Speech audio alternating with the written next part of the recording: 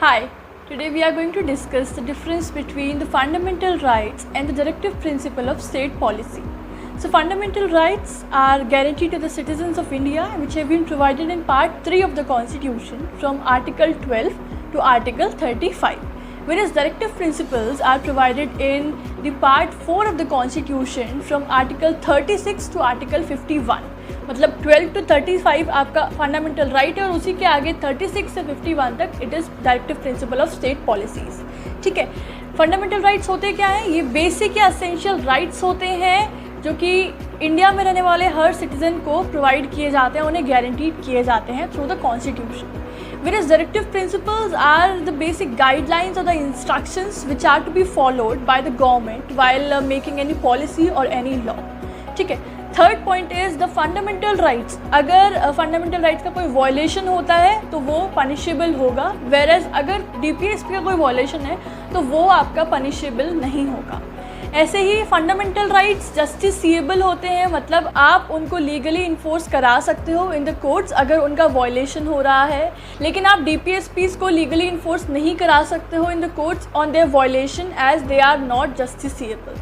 ठीक है, अगर कोई लॉ फंडामेंटल राइट्स के वायलेटिव है तो कोर्ट के पास ये पावर है कि वो ऐसे किसी भी लॉ को इनवैलिड या अनकॉन्स्टिट्यूशनल डिक्लेयर कर सकता है.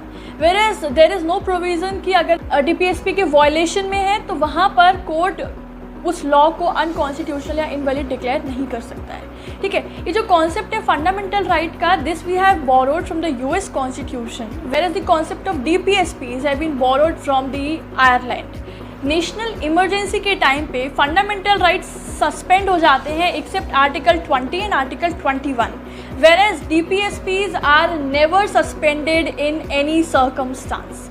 ठीक है, अगर हम फंडामेंटल राइट्स की बात करें then they promote the individual welfare, whereas DPSP क्योंकि वो स्टेट पॉलिसी को रेगुलेट करता है, उन्हें गाइडलाइंस देता है, thus it promotes the social welfare. Right, the fundamental rights promote the civil or the political democracy, whereas the directive principles promote the social and economic democracy.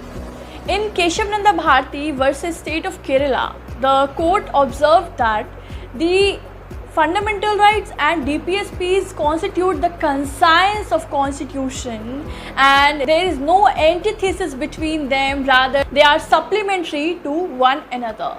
So this was a basic concept of difference between the fundamental rights and directive principles. I hope this has been clear to you through this video. For any doubt, let me know in the comment section and don't forget to subscribe the channel and have a good day. Bye bye.